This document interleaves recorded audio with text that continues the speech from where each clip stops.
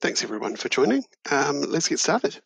So my name's Josh Osborne. I'm the product manager for the CI tools here at Central Innovation. And today what we're going to be looking at is the four new CI tools that we introduced with Archicad 24. If you attended one of the upgrade training or launch presentations, you probably have come across them before, but we're going to cover them from the beginning for anyone who hasn't heard of them before. The four new tools are the Annotate tool, the Transformer tool, the Shortcut tool, and the Metadata tool. So we're going to go through those today. Probably take about 20 minutes or so, and then we'll have time for some questions at the end if you have any. I'm going to be using Archicad 24 today. All four of these new tools are only available in Archicad 24, so you will need to be using that to be able to use these tools. And if you are interested in trying any of them out after you watch this, you can install those just using the CI Tools installer, which if you use any of our other tools, you'll have that installed already. Just open it up and click on the Trial tab in the installer, and you'll see those four there, so you can install whichever ones you're keen to try out. As I said before, we'll answer questions at the end, so if you have any questions as we go, just enter them in the chat or the questions panel as we go, and once I get to the end, I'll go through and answer any of those that I have time to on air, and any that I don't have time to answer, I'll follow up with you after the presentation is run. And finally, we are going to be recording this session, so if you want to watch the recording of it to refer back to later, or if you want to share it with anybody else who you think would be interested or that sort of thing, that'll be available on my CI probably in about a week's time once I finish recording this and get it edited and uploaded and all that. All right, so let's get started. As I said, I'm using Archicad 24, and I've got all four of the tools installed at the moment. Excuse me. And they're all available in the CI Tools menu. So if I click on here, you can see Transformer, Annotate,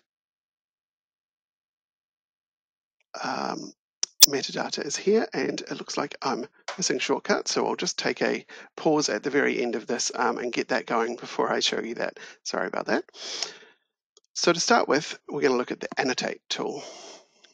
And what this tool does is one of the things that you might have noticed that Archicad doesn't currently let you do is that it won't let you select a bunch of text and convert the case on that text. It's something that you quite often probably want to do when you accidentally enter things in all caps, say, or if you just want to make everything all caps but it was entered normally. You can use Word and that sort of thing to do that sort of thing, but there's nothing in Archicad built in to do that, so it can just be a little bit of a hassle. And so this just fills in that gap by letting you do it using this tool. And so the way you get to it is just from your CI Tools menu, Annotate and Convert Case. And it'll bring up this little dialog here which lets you choose what you want to do. So very briefly, the options at the top here are the sort of main ones that will do what it is that you want to do. So you can choose what case you want to convert to. At the moment, uppercase is selected, but you can use sentence case, which will put a capital on the first word, and the rest will be in lowercase. Uppercase is all uppercase, lowercase is all lowercase, and title case will make each word start with an uppercase letter, and the rest will be in lowercase. So you can convert between those four sort of types. So all you need to do is come in here and choose what you want to go with, and then hit OK, and it will run through and apply that change to all of the text in the project. Depending on what you choose down here, it will be all of the text that you can currently see. You can see on this scope setting here, it's set to text in the current drawing, so that means what we're looking at now, but there is the option to do it to all floor plan and all stories on floor plans and all drawings entirely, so it can run through the whole project and apply the text case change to all of your drawings.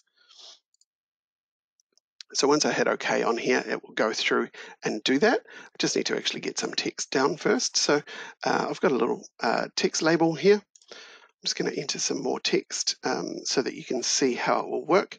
And this applies equally to the text tools and the label tools. If you use labels which have just plain text labels, it will apply to those as well.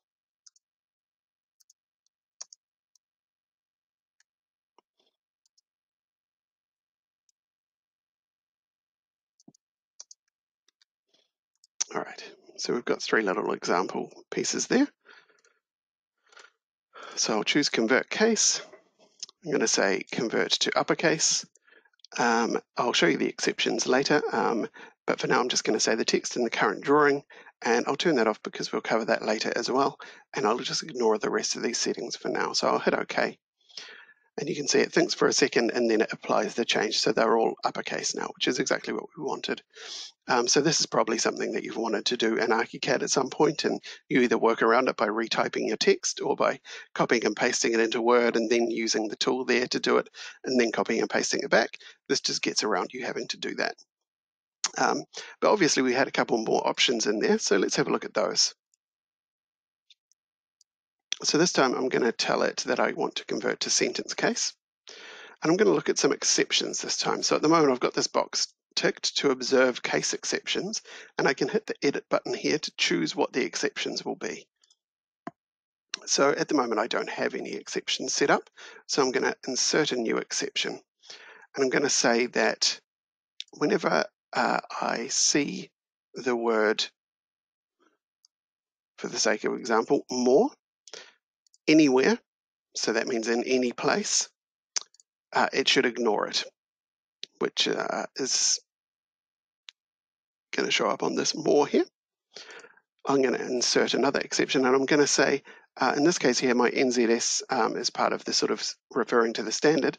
So I'm going to say that I always want that to be capitals. So I'm going to say ignore NZS, but there is a chance that NZS might crop up somewhere besides being in this. So I'm going to say it has to occur before a number.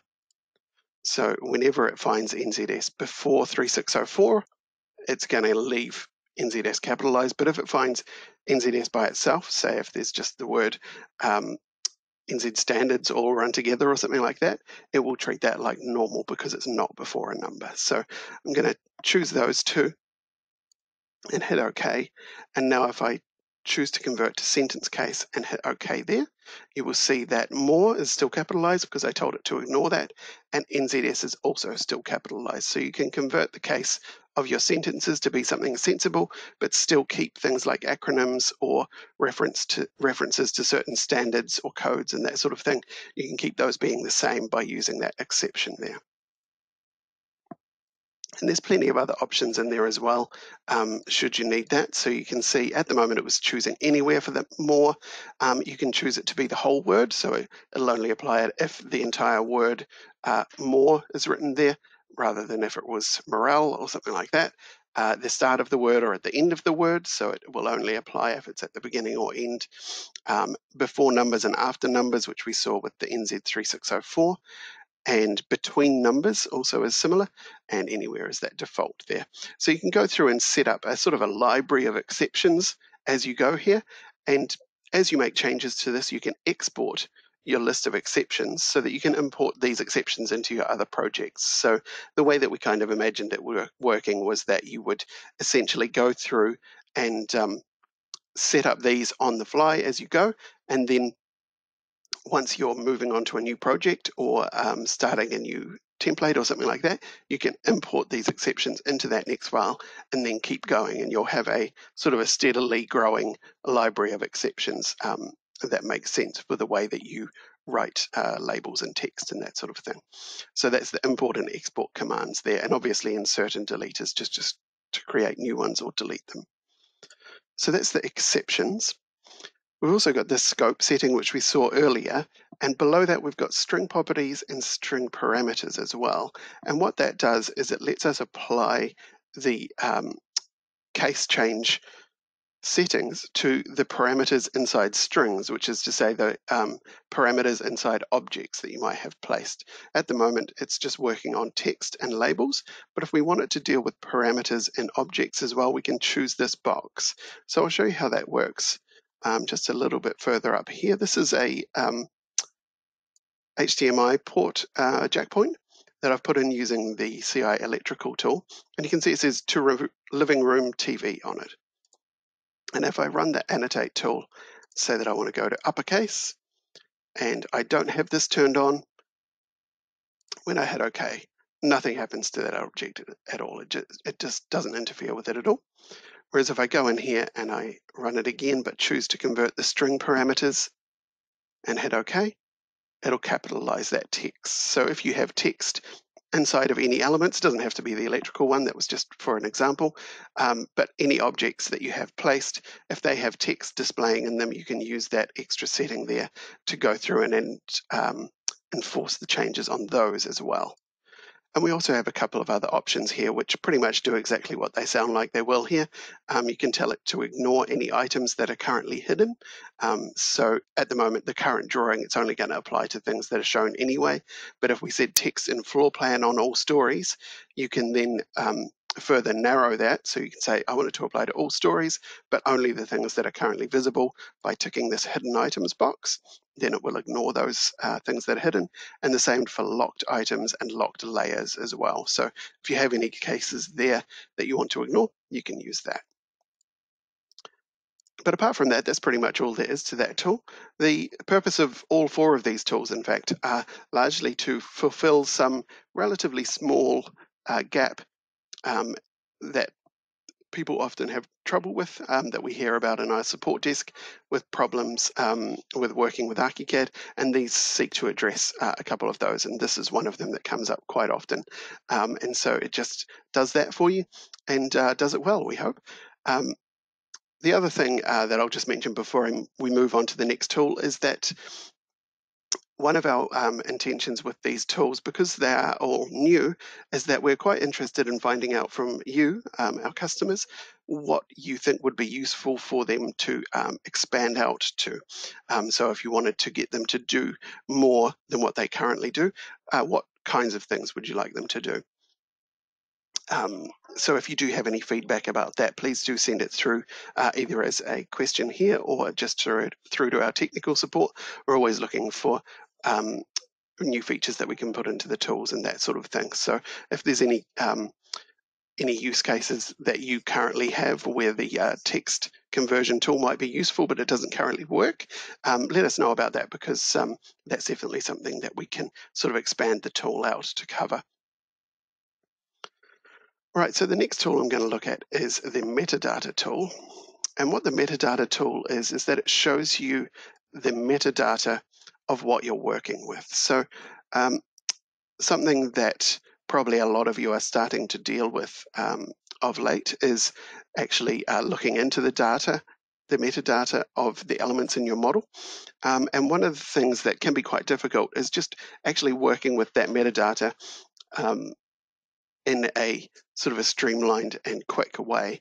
Can be a little bit finicky at the moment. And so by metadata, what I mean is essentially the properties and classifications of elements in Archicad. So I can show you by just selecting one of my walls here. And as soon as I select that, you can see the metadata panel here, which I just got to by going to CI Tools, Metadata, Show Metadata Palette.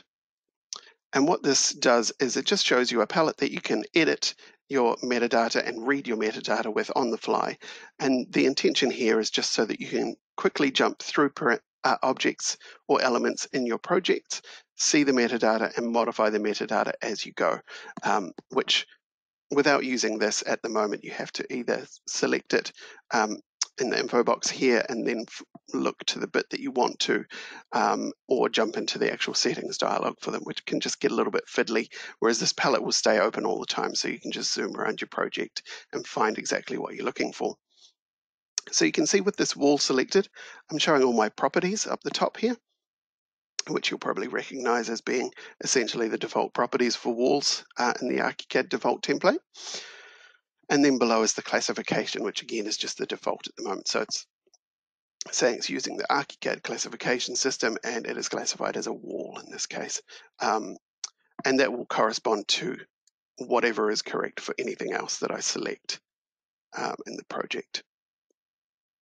You can see some things aren't classified currently, which is that one there was a covering, I think. But this window here is classified as a window, obviously, and it has its own properties and classifications. So you can quickly go through your project, seeing that metadata as you go, which can be very handy for checking, especially if you're wanting to export to IFC or something like that. You want to make sure that everything is set up to be the thing that it should be. And so this can give you a nice, easy way of doing that. And you can see at the moment we've got live edit option turned on. And so what that means is that when you select an element in here, these are all actually editable. So at the moment, the combustible rating is set to false, and you can see it's got this chain link here, which means that that is the linked default setting. But you can come in here and change that to custom, and then change it to whatever you want. And now if I deselect the wall and then select it again, you'll see that it's remembered that this one is combustible true, but this one here is still false. So it is showing the live settings for that actual piece, and the edit is made on the fly as you work through. So if you have a lot of changes that you need to make, you can go through that easily, and it's very useful for checking, obviously, so that if you find anything that's amiss, you can just modify it as you go. We've also got some controls down at the bottom here, which you might have noticed. At the moment, just this blue plus is selected, and what that will do is it will identify any other elements that share metadata with the thing we have selected. Sorry, no, that was the wrong button. This will let us add properties to the current selection. And because we're in live edit, it will just let us add to it. And the way that this one here works is by letting you select an element. And you can see this one, it's kind of I guess a floor plan view of a building with little nodes on it.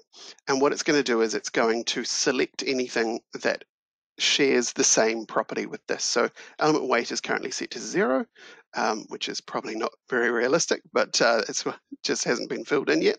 And so I can hit this button here, and what it will do is it will select all the other elements in the model which also have their element weight currently set to 0, which in my case is it's not everything, but it's quite a lot of the model. And so this can be a good way of going through your model and sifting through selections of things to find what has been possibly missed by your checking or anything like that. You can go through and you can say that all of these should be set to false, for instance. But if you want to go through and find out anything that is set to true, you can just come through here, change it to true, and then use this option here to find all other elements where the combustible rating is set to true, which in our case is just the beam that I changed it on and that wall that we changed earlier. So it's just selected those two. So this is a good way to go through your model when you're in sort of checking stages to make sure that everything fits what it should be. And the classification section down at the bottom here works much the same way. So you can select, say, a wall, select the classification and hit this option here, and that will choose all of the elements that have the classification wall, which in our case is just all of our walls. But if you classified a little bit more fine grained, so you had internal and external walls, you could use this to select them that way. And it will also, because it is selecting all of the things that meet the criteria of it being that classification, if you've missed any of your walls, you'll see that those aren't selected, and so it will let you go through and find those relatively easily as well. Can also go back the other way. So if you have a selection of elements and you want to filter your selection, you can use that sort of backwards from here so that you can select all of your elements and then choose something. Where was that? Combustible. And choose to filter out all of the ones in the selection that only meet the criteria that you just selected. So you can select everything based on that criteria, or you can deselect everything also based on that criteria. And the other thing that you would have noticed there was that when I had them all selected, any criteria that there are, any properties that there are multiple values for will show with a little drop-down thing here instead of a link showing that they're at the default. It'll show a drop-down, and this is telling me that there are 15 linked to the default and one that has been manually changed, which is the one that we did earlier. So you can easily see your numbers of essentially count up the things that meet those properties that way. which can be, again, very helpful for checking. That's primarily what this tool is for checking over that your model has the metadata that you want it to. Now, one of the other things that you might want to do with metadata is to sort of bulk apply property changes to a bunch of elements in a project. And using the live edit, this could be a little bit tricky. So you can select the element that you want. I've got my roof selected now, and I can go through and I could change, say, the combustible rating as well as sound transmission and technology. I could change them all there and then go and select a different roof and have to go through and change exactly the same settings here. And so that's what manual edit mode can be useful for. If I turn off the live edit option here, I can select my roof, and it doesn't show anything here because I'm in manual mode. So I'm going to use the eyedropper tool to pick up the current property set. I'll go through and I'll make my changes.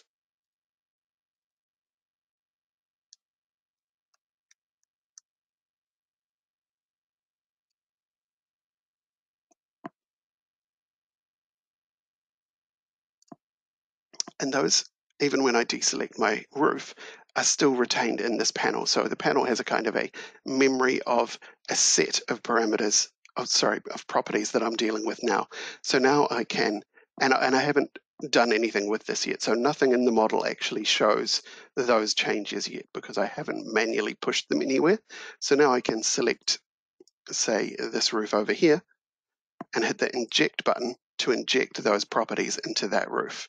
And now if I deselect and go back to live edit mode, you can see that this roof here, even though I picked up the properties for it, it hasn't changed to what I did because I didn't manually push them back, whereas this roof here has got those 3 changes that I made. So it's a good way of going through and just sort of making up a list of properties and then injecting those into the place that you want them to be as you go through the model. So that's the metadata tool. The third tool is called the transformer tool. And what that tool does at the moment is that it applies a transformation to your entire model. And at the moment, the transformer tool currently does the mirror transformation, and that's it. So it's pretty much just a 2 or 3 clicks option. Select the mirror project button. Click on the point that you want to mirror the project about, and then click either out to the right or up to the top to choose if you want to choose, sorry, not out to the right, out to the side, either side will work, or up above or below to choose whether you want it to be mirrored horizontally or vertically. So I'm going to go out here, click again, and you'll see that my model, after thinking for a few seconds, will mirror my entire project. And you can see that when I did that, not only has it mirrored all of the elements in the project, all of my model data, it's also moved all of that 2D data as well. It's mirrored it so that it matches up to roughly where it was before we mirrored it. So you can see these labels have moved. These are unlinked labels. They were just floating, but it knows what to do with those, and so it mirrors them all correctly. And of course, because it's applied that to the model, it'll also update in all of my drawings and my section and elevation views as well.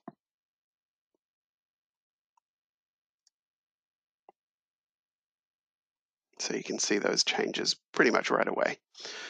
So what this does is it just gets rid of the need. At the moment, if you want to mirror an entire project, it can be rather difficult because you have to, if you want to get all of the model data mirrored, you have to go to your 3D window and mirror all of the elements in 3D and then jump back out into your floor plan view and go through and make sure everything else there is mirrored as well. So this is just a way to automate sort of that entire process. Would be especially handy if you're using hot links and you have a bunch of buildings drawn in hot links. You might want to go through and mirror some of those. So you can go through and just mirror your entire hot linked drawings in that way. But it will, of course, mirror everything in the project. So if you have hot linked elements in a project that you want to mirror, it'll mirror them then as well. Obviously, there are certain ways that you can do this at the moment, but if you just want to mirror an entire project at this stage, it can be just a little bit difficult to do as a sort of a one-off thing. And so this makes it a lot quicker, and it just means you don't have to think about going through and checking that stuff is mirrored and that sort of thing. It will just do the job for you. We also recently released an update for this, so if you had tried it before, where it will now make sure that it mirrors hot linked modules as well, which is something that it wasn't doing before.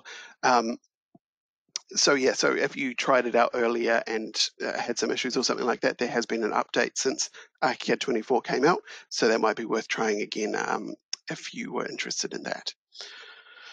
All right, the last tool is a shortcut tool, which I don't have on here at the moment, so I'm just going to quickly pause this, and while I do that, I'm going to have a look at the questions. Looks like a couple have gone through. What have we got here? Okay, so the Annotate tool availability at the moment it depends where you are, but if you are a Archicad Select customer in Australia, then the Annotate tool and Annotate tool, Metadata tool, and Shortcut tool are available as part of a CI Tools premium subscription, and the Transformer tool, the one that I just showed just now, that's part of your Select subscription. So you get that one included already if you're on Select, and if you want the other ones, then that's part of the CI Tools premium subscription. And for New Zealand customers, just contact your account manager, and for international customers, all of those are available as part of the premium subscription, and obviously all of them are available as 30-day trials as well. So if you want to try those out using the installer, I'm just going to show you how that works now actually.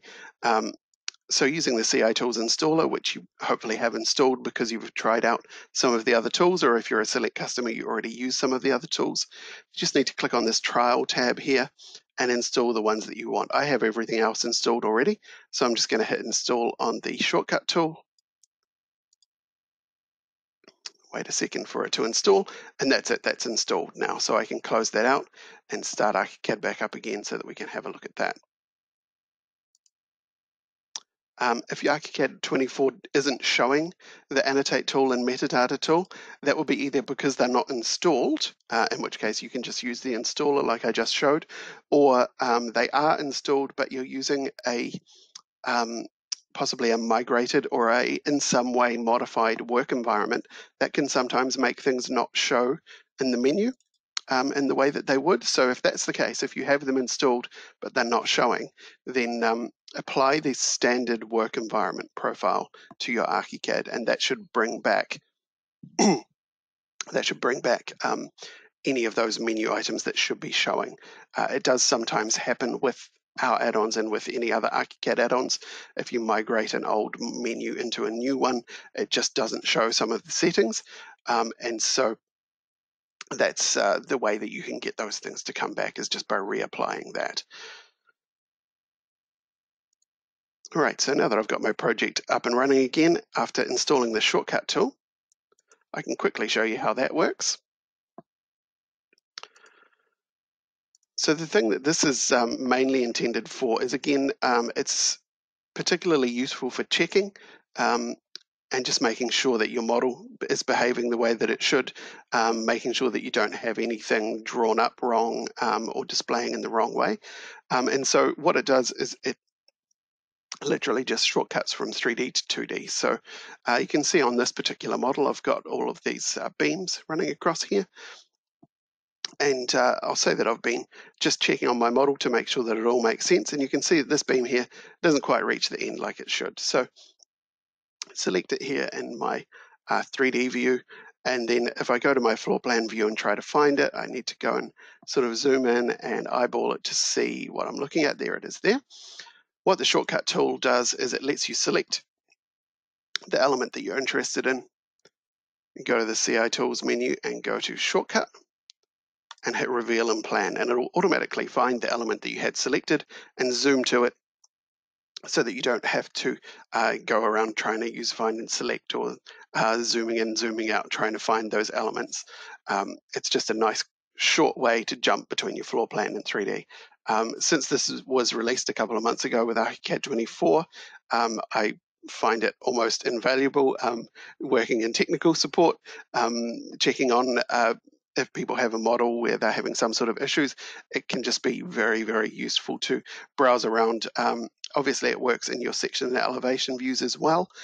So you can just go through and find any problem areas that you have and very quickly jump to the floor plan views of them. Which, as many of you probably know, if you've tried doing that sort of thing, it can be kind of a chore. There we go, got the window finally. So I can select the window in my section view here, and it just works the same way. So reveal and plan automatically selects it and zooms to the selection. So that's the shortcut tool, and yeah, as I say, it's just a one click. But again, if that is missing from your menu here, even though you definitely have installed it, just go to your options here, work environment, and apply the profile of the standard profile. So the architectural profile, or the structural profile, or the MEP profile, whichever one you use generally. Just apply that and that will bring it right in, or use one of the CI tools ones if you want. Those aren't necessary for any of these 4 tools, but they're useful for some of the other tools. So yeah, so that's the shortcut tool. So as I said, use the trial tab in the installer to go through and install trial versions of any of those that you're interested in. You can inquire with your account manager if you're in New Zealand or Australia to find out more about them. And if you do have any questions about them or any suggestions of new features that you'd like to be added to them or anything like that, if you have any interesting examples of ways that you've used them, any of that sort of information we always love to hear. So just email that through to us at the support desk. In New Zealand, it's nz.support@centralinnovation.com, and in Australia, it is bimsupport@centralinnovation.com, or you can just log into your MyCI account and go to the My Support section, and that will let you log a ticket there. Tickets don't always have to be you letting us know that there's a problem with something or that you can't figure out how to do something. It can just be you letting us know that you tried the transformer tool and you would really like it to be able to do a drag or a rotate or something like that. Any of that sort of information is very useful to us. But yes, that's all I had to show you today. As I said, the recording will be available in about a week on MyCI, so that you can go through and have a look at that if you want to refer back to any of this later. But thanks everybody for your time, and I'll catch you at the next webinar.